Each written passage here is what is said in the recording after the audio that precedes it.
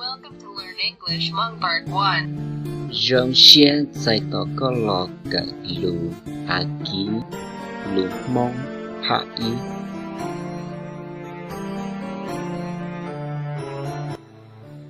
Chapter 1.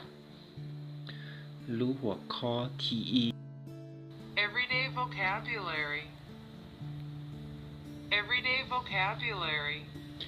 cho lù của bé sĩ cho chua nu. Wake up. Wake up. Bư sở. Brush teeth. Brush teeth. Chua nia. Wash the face. Wash the face. Rùa mua. Take a shower. Take a shower. Đà đê. Wash clothes. Wash clothes. Chua không giờ. Dress. Dress. Lóng không chờ. Go to school. Go to school.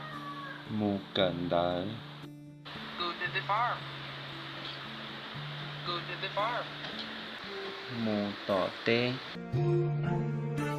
Thank you for watching. Please don't forget subscribe Hmong ED Chanel. Ủa chào ủa có sai. Cho nó ca subscribe Hmong ED Channel.